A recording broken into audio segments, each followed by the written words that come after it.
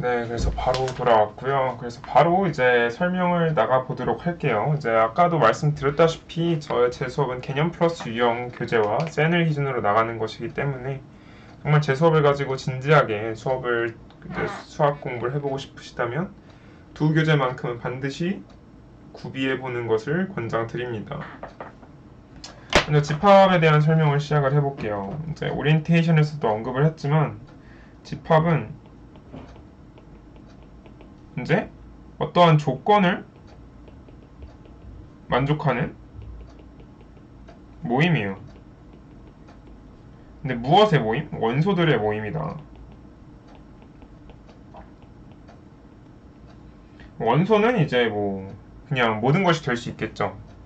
구분이 뚜렷한. 사실 여기는 뭐 깊게 설명할 게 없기 때문에 이거로 넘어가겠습니다. 그래서 우리가 이제 집합을 어떻게 표현을 할 것이냐 굉장히 중요하겠죠. 그래서 어떻게 표현을 하냐면 집합을 이루는 원소들을 모두 나열할 수가 있습니다. 원소 나열법. 뭐 다 쓰진 않을게요. 그래서 막 어떤 A는 1, 2, 3, 4의 모임이다. 근데 이거는 지금 4개니까 다 썼지. 막 400개, 40개, 4000개 이렇게 되면 언제 다 쓰고 있겠어요. 그래서 조건을 제시해서 알아서 너가 걸러라 하는 게 있어요. 예를 들어 얘 같은 집합을 이렇게 쓰는 거죠.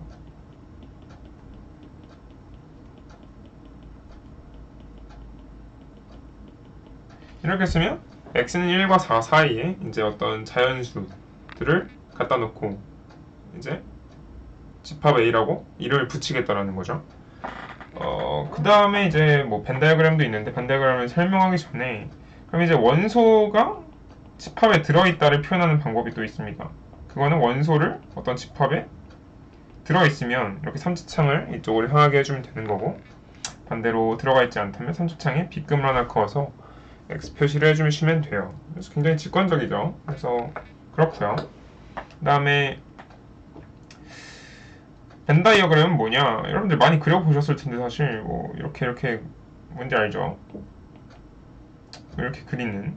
그래서 이 A라는 집합이 원안에 되게 못 그렸네. 원안에 그려지는 거고요.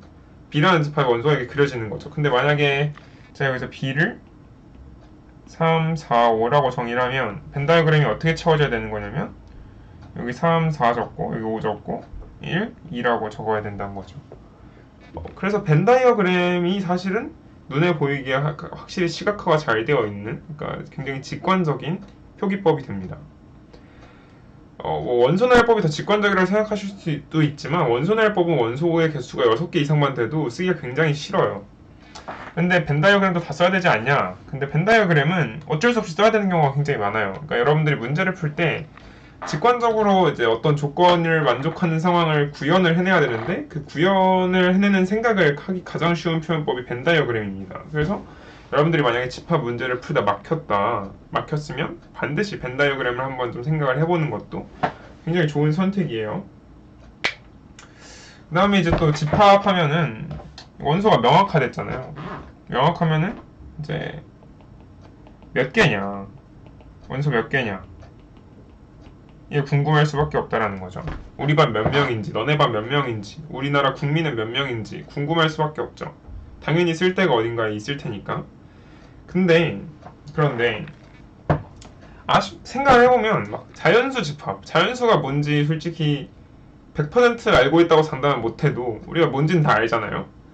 자연수 집합의 원소의 개수가 몇 개냐? 우리 다들 아마 대답할 겁니다. 무한개일 것이다. 무한에 대해서 이제 사람들이 많이 얘기를 하니까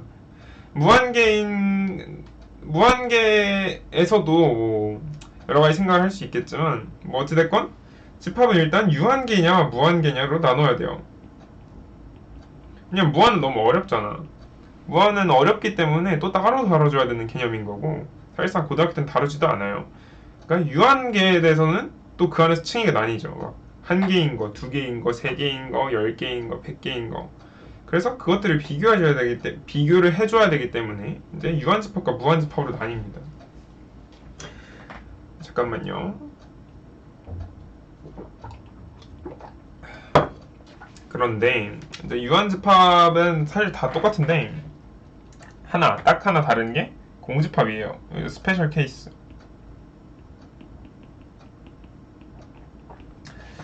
공집합은 비어있다라는 거죠. 뭐 옛날에도 한번 보셨을 수도 있고 뭐 이렇게 쓰는 경우도 있고 혹은 뭐 이렇게 쓰는 경우도 있는데 원소를 하나도 안 가지고 있다. 이거 굉장히 큰 의미가 있습니다. 왜냐하면 뭐 정확히 여러분들한테 어떤 의미가 있다라고 설명하는 건 크게 듣고 싶어 하지 않으실 것 같고 비유를 하자면 숫자 0이 얼마나 중요한지에 대해서 다들 뭐 들어는 봤을 거예요. 왜 중요한지는 몰라도 숫자 0이 되게 중요한 숫자다. 그런 것처럼 집합에 있어서 0을 상징하는 숫자이기 때문에 굉장히 중요하다라는 거.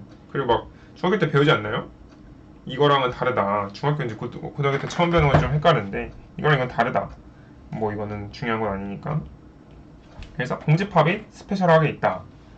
그래서 유한집합의 경우는 이제 원소의 개수를 세줄 수가 있기 때문에 유한집합에 대해서는 이런 표기를 씁니다. 이 말은 집합 A의 원소의 개수를 상징하는 거예요. 뭐 다들 눈치채셨을 수도 있겠지만 저 스몰 n은 넘버를 뜻하는 거겠죠. 네, 그래서 이게 설명이 끝이에요. 집합 뭐 그리고요. 그 다음 내용이 뭐냐면 이제 포함 관계. 포함 관계는 이제 뭐냐? 공간이 좀 모자라네. 이거 설명은 좀 나중에 해야겠다. 잠깐만요. 집합과 집합 사이에 대소 비교를 해야 된다는 거죠. 우리가 수를 처음 배울 때도 야 3이 크냐 4가 크냐 이거는 굉장히 중요한 문제일 거 아니에요. 더 큰 놈이 센 걸 수도 있고 더 작은 놈이 센 걸 수도 있고 그렇기 때문에 대소 비교를 해줄 필요가 있고 집합에서도 비슷한 것이 있는 것입니다. 집합의 대소 비교는 어떻게 되냐 이제 뭐 이런 표시로 포함 집합이라는 얘기를 하는데 이거 페이지도 말씀드려야 되네. 이거 페이지 14예요. 이거는 페이지 몇이었지? 제가 책 보고 수업하고 있거든요. 페이지 8. 포함 집합이라는 건 그 숫자의 대소 비교랑은 조금 달라요. 훨씬 더 빡센 조건이 있습니다. 훨씬 더 엄격한. 뭐냐면 얘 원소가 여기 다 들어가 있어야 돼요. 하나라도 없으면 그러니까 얘 원소 중에 하나라도 여기 안 들어가 있으면 얘가 아무리 커도 포함 집합 관계가 성립하지 않습니다.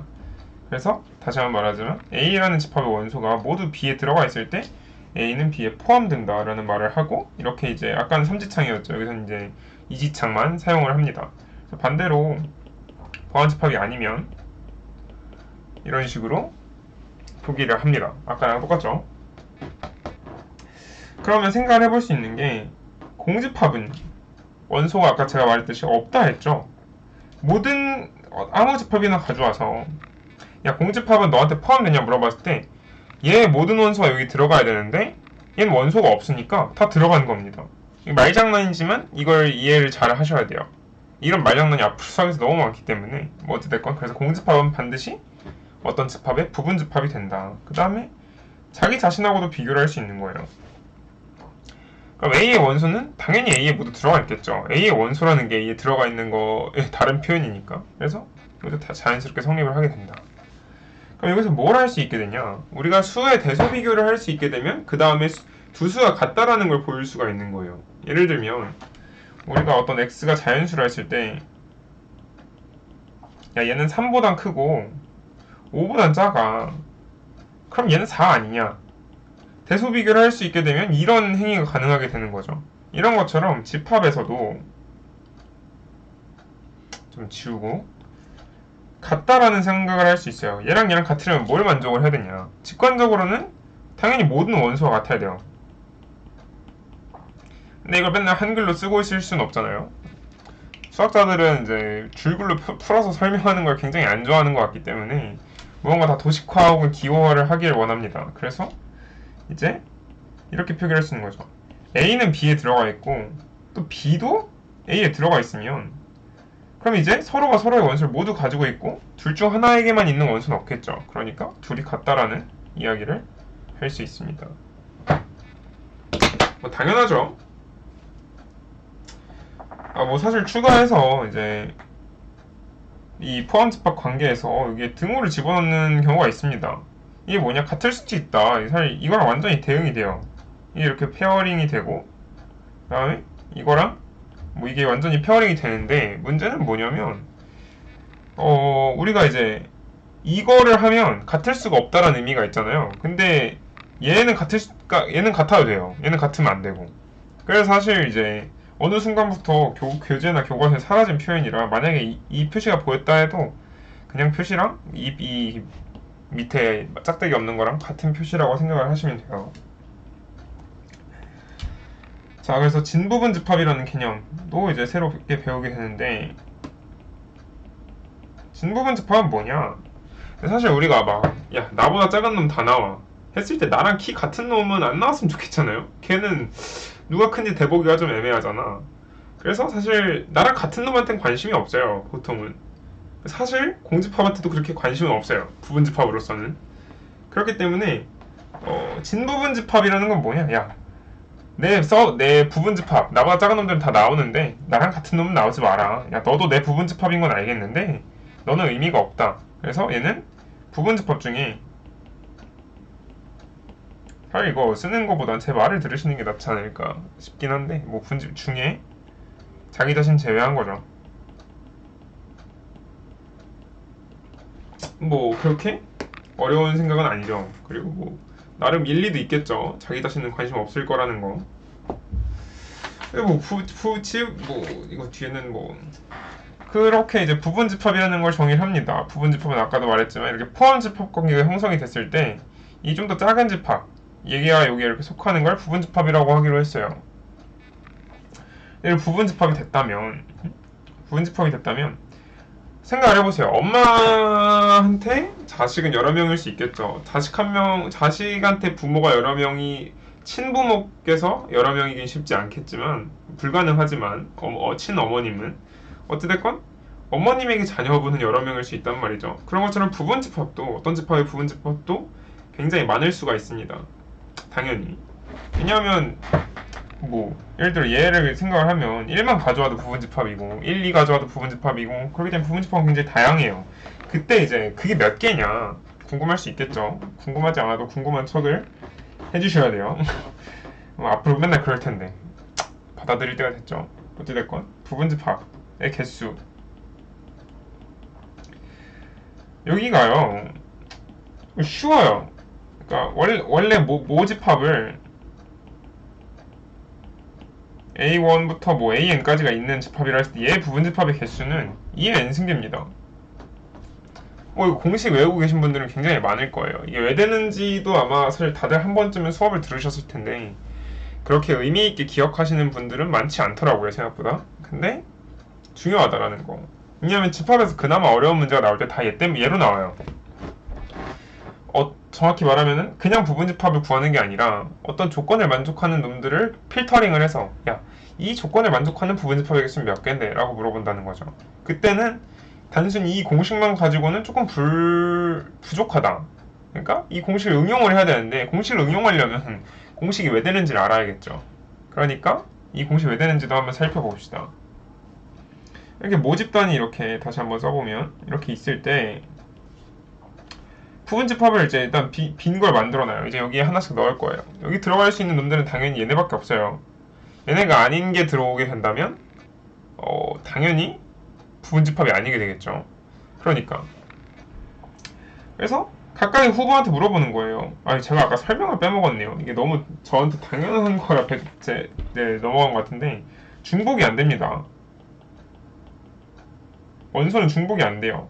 1, 2, 2 이렇게 가질 수가 없다라는 거죠. 왜냐하면 글쎄요, 그냥 그렇게 약속을 했다고 생각을 하시는 게 좋을 것 같습니다. 어쨌든 여기 이제 다 다른 거야. 일란성 쌍둥이가 아니라 다 이란성이에요. 뭐 쌍둥이가 아닐 수도 있죠. 어찌됐건 얘네한테 한 명 한 명 끌고 와서 순서대로 물어보는 거예요. 너 여기 들어갈래 말래? 그럼 선택지가 두 가지가 있습니다. 들어갈게 혹은 안 들어갈래. 두 가지의 선택지가 있어요. 근데 이 선택지는 여기에 있는 n명한테 모두 주어지게 되는 거고요. 그리고 야, 얘가 뭘 고르건 간에 야, 내가 신경 쓸 필요가 있냐라고 말할 수 있겠죠. 그러니까 사실상 얘네의 선택지는 서로에게 영향을 주지 않습니다. 이걸 나중에 확률을 통해서 독립이라는 개념으로 배울 텐데 뭐 크게 중요하진 않고 지금은. 그래서 각각에게 모두 두 가지 선택지가 주어져요. 마치 우리가 주사위를 3번 굴렸을 때는 6 곱하기 6 곱하기 6이라는 상황이 벌어지는 것처럼, 그렇기 때문에 이제 2를 n번 곱하게 되는, 그래서 2의 n승이라고 우리가 이 집합의 개수를 생각할 수 있는 겁니다. 이 원리가 왜 중요하냐면, 예를 들어 문제에서 요구하는 거예요. 야, 내가 이 원소는 난 너 필요 없다. 난 너 안 들어왔으면 좋겠어. 그러면 우리가 이 선택지를 부여할 때 얘한테 물어볼 이유가 없는 거예요. 왜? 지가 알아서 쫓겨났잖아요, 이미. 그러니까 하나 줄어서 이렇게 되는 거예요. 혹은 야, 난 너는 무조건 필요해. 그럼 얘도 선택지가 없죠. 얘는 무조건 이 안에 들어와야 되는 거예요. 그래서 얘도 지워지게 되는 거예요. 그럼 이렇게 되는 거죠. 그래서 이 응용을 하기 위해서는 반드시 개념을 그 원리를 이해해야 된다. 뭐 원리의 이해에 대해서는 사실 중요하다고는 당연히 상식적으로 알고 계신 분들이 많은데, 그럼에도 되게 암기로 접근하시는 분들이 많아요. 근데 여러분 생각을 해보면 초등학교 때부터로 치면 수학을 12년 공부하셔야 되고, 중학교 때부터 치면 수학을 6년 공부하셔야 되는데, 최소로 잡아도 그때 나온 정리들과 공식과 성질을 다 외우실 게 아니라면, 그러니까 그냥 생판 암기로 외우실 게 아니라면 반드시 이해하고 넘어가야 까먹어도 복원이 잘 돼요. 그냥 암기로 했을 때 까먹으면 복원이 안 돼요. 그냥 처음부터 다시 배워야 돼요. 대부분의 저한테 찾아오는 과외생들도 그렇습니다. 선행을 다 했대요. 뭐 고등학교 1학년 때 고등학교 3학년 걸 선행을 했건, 중학교 때 고등학교 1, 2학년 걸 선행을 했건 다 까먹었대요. 다 한 사람도 빠짐없이 다 까먹었대요. 아니, 까먹을 건 왜 했어? 근데 뭐 다시 해보면 물론 처음 하는 사람보단 좀 낫지만, 그래도 옛날 그 어린 나이에 이 어려운 걸 공부를 하면서 생고생을 한 거에 비해선 효과를 못 보고 있다는 거죠. 그러니까 그게 다 암기로 이제 왜 되는지 모르겠고, 일단 문제풀이에 도움될 것 같은 공식을 다 외워서 푸니까 문제가 풀리겠죠. 선행할 땐 어려운 교재를 안 하니까. 근데 이제 선행 끝나고 다시 자기 학력 거 내신 대비 하고 나면 다 까먹는 거예요. 그러니까 까먹지 말라고 이 공식을 이제 좀 머리로 받아들여 봅시다. 끝인가? 네, 이렇게 소단원 하나가 끝났어요. 제가 과외하면은 소단원 2개를 보통 한 수업에 나가는데, 소단원 2개를 한 수업에 나가면 이게 지금 소단원 몇 개지? 5개, 8개, 13개, 13개예요. 그럼 6.5 6번 하고 반번 더하면 수업이 이제 책 한 권이 끝나는 거죠. 가장 이상적으로. 그럼 보시면 굉장히 빨리 끝난다라는 거. 그래서 그렇게 개념 맨 처음에 배울 때 너무 오래 투자하지 말라 말씀드리고 싶습니다. 앞으로도 말씀드릴 건 많으니까 문제도 한번 풀어보죠. 문제를 그대로 제가 적을 수 없다는 거는 미리 양해를 좀 부탁드렸고요.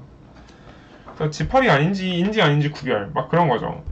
이그잼플 이거 안 나와. 잘생긴 사람들의 모임 맨날 나오는데 이거 어떻게 할 건데? 1900년대랑 지금이랑 기원전이랑 잘생긴 기준이 다 다를 거고, 어떻게 판별할 거예요? 이런 거 모호한 거 당연히 안 돼요. 그 다음에 막 이것도 볼까? 맛있는 과일의 모임이래요. 되겠습니까? 안 되죠. 저는 과일을 대부분 싫어하기 때문에 저한테는 공집합의에 가까워요. 이건 뭐 어찌됐건 뭐 그 반대로 명확한 것들, 막 태양계 행성의 모임이라고 적혀 있는데 되겠죠. 태양계 행성 뭐 수금지와 목독천에 이거밖에 없잖아요. 저 때는 명왕성이 들어갔어서 맨날 헷갈렸는데, 아유 눈썹 왜 이러니. 옵션 좀 취소하고 가겠습니다.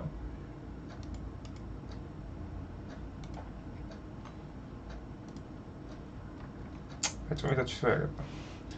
뭐 어찌됐건 그래서 명확한 것들, 여기 사실 길게 말 안 할게요. 그래서 명확한 것들을 골라주시면 돼요. 이거 지금 문제 번호도 그대로 따라가고 있는 거거든요. 여기 페이지 10부터 몇 가지냐, 13까지입니다. 필수예제 2번. 뭐 이제 여기는 이제 뭐냐면 원소나열법과 조건제시법을 왔다 갔다 하면서 풀어달라는 거예요. 뭐 몇 개만 가져와 볼게요. 문제를 아주 약간 바꾸겠습니다. 4, 8, 12, 96. 그럼 이거 원소나열법이죠. 뭐 사실 다 쓰진 않았지만 이걸 다 쓸 수는 없으니까. 그래서 이걸 어떻게 푸냐, 이렇게 바꾸는 거예요. 이게 딱 봐도 어떤 성질을 만족하고 있어요? 4의 배수라는 성질을 만족하고 있죠. 그 말은 뭐냐, 이렇게 쓸 수 있는 거죠. 이 표기엔 좀 익숙해지셔야겠네요. x는 4의 배수. 근데 4의 배수는 사실 무한히 많죠. 근데 지금 뭐에 잘려있어? 두 자릿수 것보다 큰 건 없죠. 즉 100보단 작아요. 이면서 x는 100보다 작다. 뭐 이렇게 써주면 되겠죠. 이 조건이 항상 유일한 건 아니에요. 다른 표현으로도 얼마든지 같은 원소를 생산해낼 수 있기 때문에 그냥 자기가 생각하기에 이게 맞다라고 생각하시면 되게 맞다고 보시면 됩니다. 뭐 이번에는 반대의 경우를 해볼까요? C는 뭐 x바 x는 15 이하의 소수로 할게요. 소수가 뭔지 여러분 다 아실 거라고 믿는데 그래도 설명을 하자면 약수의 개념을 배우셨으니까 이제 약수의 개수가 두 개면 됩니다. 자기 자신과 1. 이제 뭐 아까 말씀드렸다시피 공집합은 모든 집합의 부분 집합이랬죠. 그거와 마찬가지로 1은 모든 숫자의 약수죠. 그렇기 때문에 1은 모든 숫자의 약수니까 약수의 개수가 한 개는 보장이 되어 있고 자기 자신도 자기 자신의 부분 집합이었던 것처럼 자기 자신도 자기 자신의 약수가 됩니다. 그렇기 때문에 그 두 개만을 약수로 가지는 약수의 집합이 그거밖에 없는 것들을 소수라고 표현을 해요. 그래서 이걸 세보면 그냥 여러분들 다 알고 있을 거라고 생각을 하는데 뭐 이렇게 15 이하의 소수를 표현을 할 수 있겠죠. 아, 저 눈썹 너무 거슬리네.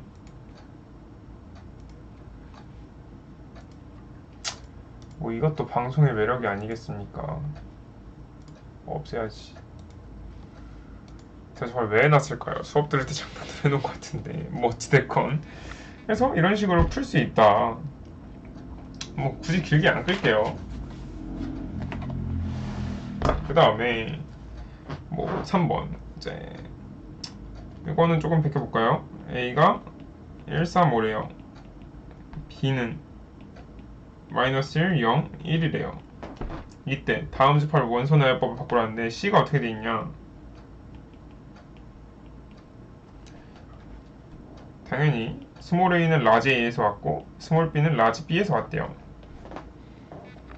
이때 C를 원소 나열법으로 표기를 해봐라. 이게 무슨 뜻인지 잘 보자고요. 정말 여기를 처음 하시는 분이라면 이 표기 자체가 익숙하지 않을 수 있기 때문에 차근차근히 보자고요. C는 A 더하기 B를 원소로 가지는 놈들입니다. 그런데 여기서 A가 뭐냐 봤더니 라지 A라는 집합 안에 원소고요.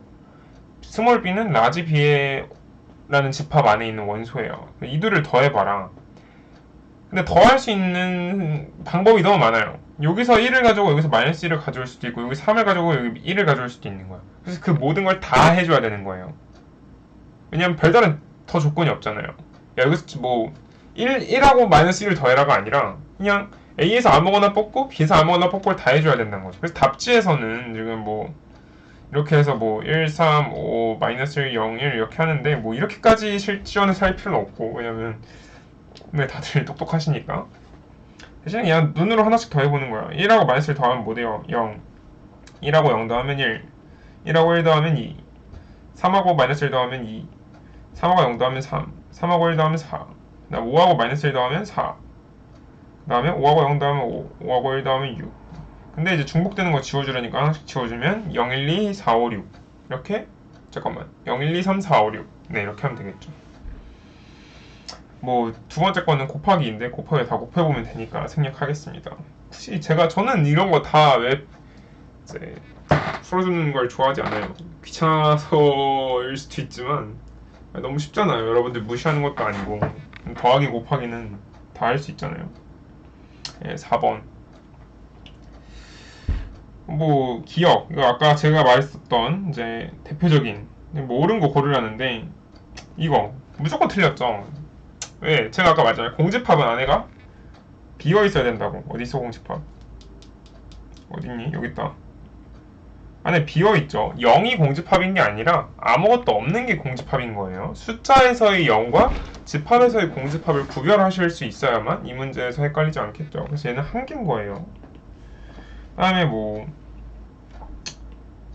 이런 게 있다 치면 얘는 원소 얘도 한 개인 거죠. 뭐 이렇게 하고 그 다음에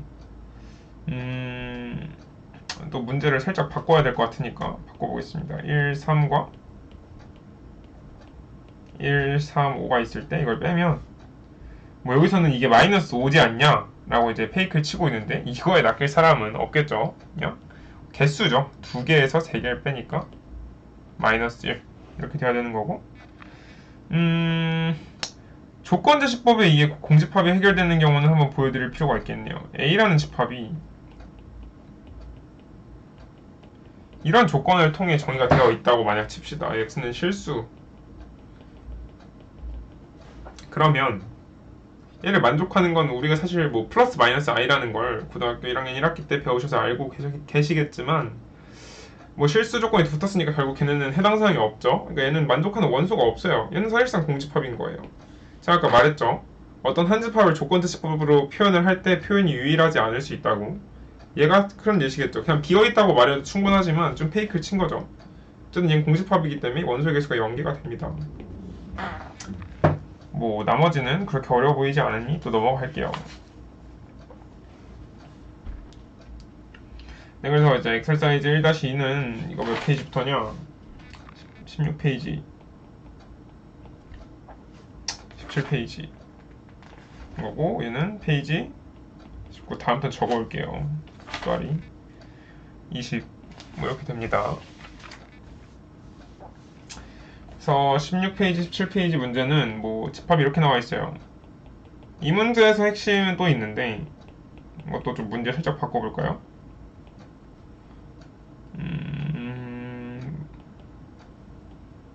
뭐 이렇게 칩시다. 이 문제의 핵심은 뭐냐? 야, 지금 넌 그거 알아? 집합이 집합에 원소가 돼도 되냐? 가능? 이렇게 칩시다. 답은 당연히 가능하답니다. 왜? 집합, 아까 원소가 뭐랬어요? 그냥 구분 가능한 명확한 것이랬잖아요. 근데 집합보다 명확한 게 없어요. 그래서 집합 그 자체를 원소로 가질 수 있다라는 거예요. 그래서 보시면 0과 지금 보시면 원소가 총 몇 개인 거냐면, 빨간색으로 해볼까? 1개, 2개, 3개, 4개, 5개인 거예요. 이 괄호, 이게 소괄호인지 중괄호인지 대괄호인지 좀 헷갈리는데, 이거 무슨 괄호지? 뭐 어찌됐건. 그래서 이것까지, 이 표기까지 포함시켜줘서 원소 하나로 쳐야 되는 거예요. 그리고 참고로 말하면 얘도 당연히 얘 서로 다른 표기가 이거니까 얘도 집합으로서 원소에 들어가 있는 거예요. 그러니까 얘랑 얘는 분명히 다르다라는 거 첫 번째로 말씀드리고 싶고, 그러면 쌤, 얘는 얘의 원소인가요? 당연히 아니죠. 정확히 표현을 하자면 얘가 얘의 원소인 겁니다. 얘 자체로. 아니 쌤, 이 표기가 아니라요? 아, 자꾸 제가 옛날 표기를 쓰네. 여튼 밑에 짝대기 없애고. 이 표현은 오히려 얘는 틀린 거예요. 왜? 얘는 3을 원소로 가지지 않기 때문에 얘는 얘의 부분집합이 아닙니다. 얘는 얘의 부분집합으로서 들어가 있는 게 아니라 원소로서 들어가 있는 거예요. 이걸 어떻게 설명을 해야 될까? 이 예시가 이게 실생활에서 비유하기에는 적합하진 않아요. 왜냐하면 우리는 보통 이제 예를 들어 우리가 물고기 어항을 하나 키워서 물고기 가족을 키우면 물고기 가족도 우리 가족이야. 그럼 물고기 개개인도 우리 가족으로 보기 때문에 얘랑은 케이스가 달라요. 여기서는 물고기 가족을 가족으로 봤으면 물고기 개개인은 우리의 가족은 아닌 거예요. 물고기 가족 단위로 우리 가족인 거지. 그래서 그렇게 생각을 하셔야 됩니다. 그러니까 저 집합 자체가 우리에 속해 있는 거지 집합의 원소 하나하나까지 우리한테 속한다라고 생각을 하시면 안 된다라는 겁니다. 그걸 주의하시면 이제 이 유형은 대충 된 것 같고요.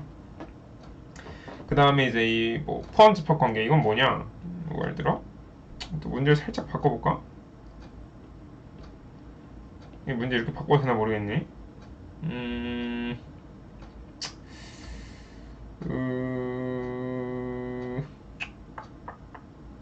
1 a 빼기 4, 그 다음에 검정색, 빨간색으로 이것까지만 할게요.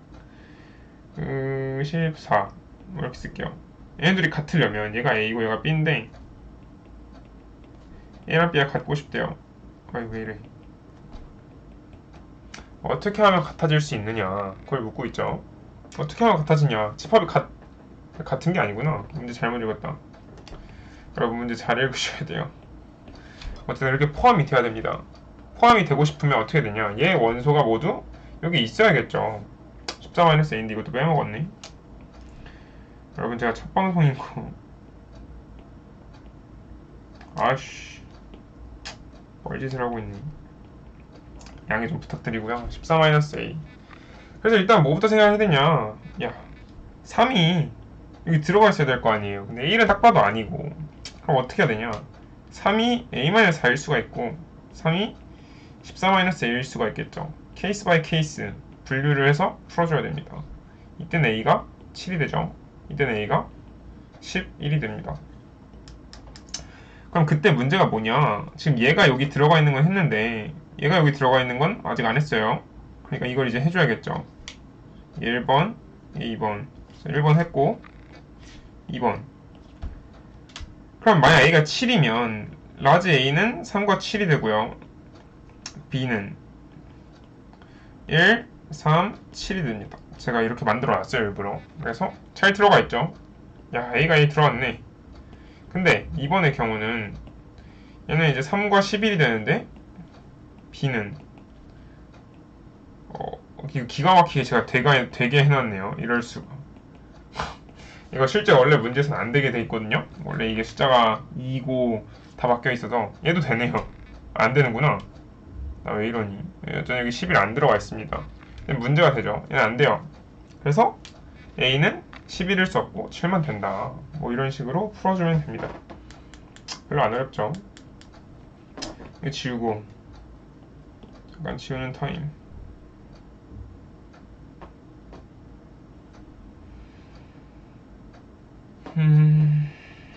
됐고, 그 다음 라지 a와 이건 숫자 한번 안 바꿔볼게요. 괜찮지 않을까? 이거 안 바꿔도. 이 둘이 같고 싶대요. 그러면 원소가 싹 다 같아야겠죠? 그러면 5, 8이랑 6이 같을 수는 없잖아요. 그러니까 6이 같아질 수 있는 놈은 얘밖에 없는 거야. 그래서 먼저 가장 쉬운 거부터 항상 해결을 해야 됩니다. 너무 빨랐나? 6 넘긴 거예요. 여러분들 할 수 있을 거라고 믿습니다, 이거. 그래서 이게 되고 2인 거죠. 그럼 이제 아까 방금 전 풀이랑 마찬가지로 얘가 3일 때랑 얘가 마이너스 2일 때 따로 해주면 되겠죠. 얘가 3일 때는 a 집합이 뭐가 되냐? 6, 8, 5. 이거 5, 8, 6 됐잖아요. 그러니까 오케이. 근데 a가 마이너스 2일 때는 6, 3. 자, 여기서부터 이미 글렀죠. 네, 그래서 달라요. 5, 8이 없습니다. 그래서 얘는 망했음. x. 그래서 a가 얘야만 한다. 네, 그래서 벌써 페이지 17까지 끝났어요. 그 다음에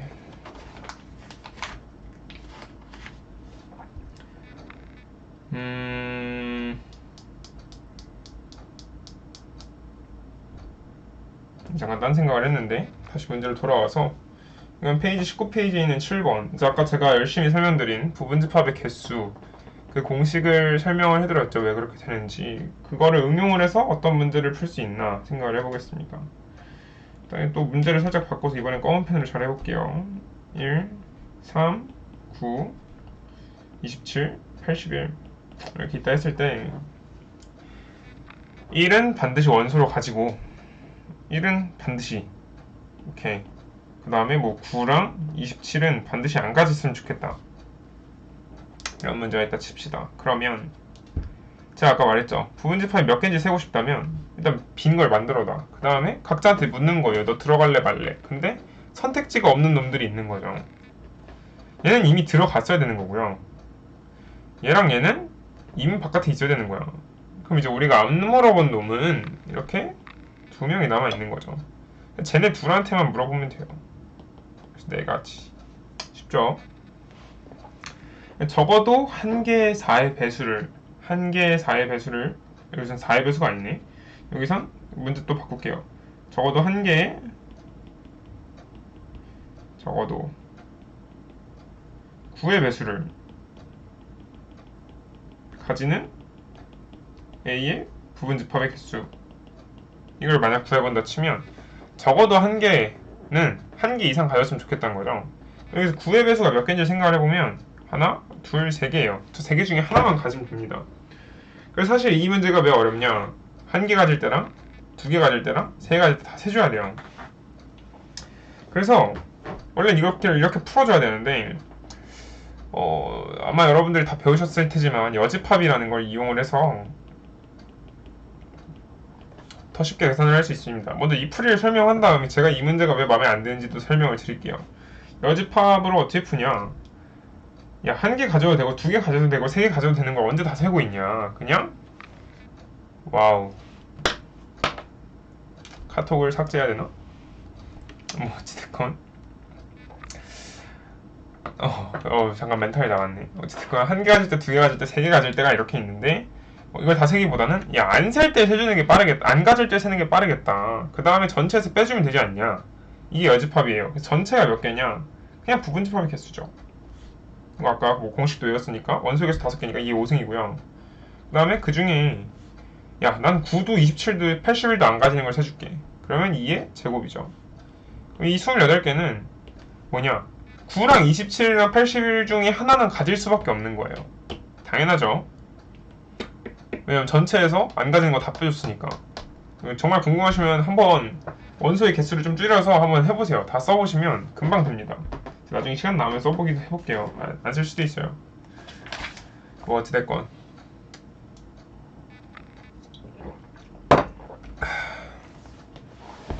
그래서 이제 8번. 이제 또 좀 더 빡세져요. 여긴 지금 원소를 다 줬는데 여기서 이제 조건제시법으로 또 문제가 나옵니다. 이렇게 선 그어놓고 a는 x바 x는 뭐 12의 약수 문제 좀 바꾼 거예요. 여러분 숫자 바뀌었다고 못 풀면 안 되겠죠. x는 36의 약수. 그때 이걸 만족하는 x의 개수를 구하세요. 이런 문제 나왔을 수도 있겠죠. 그럼 생각을 해봅시다. 12의 약수. 12의 약수의 개수 우리가 어떻게 구하는지 알죠? 이렇게 있고요. 그 다음에 36은 이제 뭐냐 2의 제곱 곱하기 3의 제곱이죠. 그래서 얘의 약수의 개수는 3 곱하기 2에서 6개고요. 얘는 3 곱하기 3에서 9개죠. 뭐 아니면 다 세보셔도 되고. 그래서 일단 얘가 얘 자체의 약수니까 얘의 약수는 당연히 얘의 약수에 이렇게 들어갈 수밖에 없어요. 여기서 보이겠지만 이미 얘가 얘에 포함되어 있는데 얘가 얘에 포함되어 있으니까 당연히 얘는 얘한테 포함되어 있겠죠. 어쨌든 이걸 만족시키는 x의 개수는 이렇게 하면 되겠죠. 야, 내가 일단 b의 부분집합의 개수가 이렇게 돼요. 근데 내가 b 중에서 a에 들어가 있는 건 무조건 다 가져야 된다는 의미겠죠. 그러니까 6개를 미리 가지고 놔야 되는 거야. 그럼 남는 건 그래서 이렇게 된다. 이해가 안 되는 게 있을까요? 사실 제가 계산이 그렇게 강한 편은 아니라 계산이 어디서 틀렸을 수도 있는데 원리는 대충 맞을 겁니다. 제가 8개다. 이런 식으로 이제 1단원이 끝이 나요. 빠르죠? 이렇게 이제 소단원 한 개 나간 거예요. 아까 소단원이 13개였으니까 38분 만에 이제 소단원 한 개가 끝이 났습니다. 잠깐 한번 끊었다가 갈게요.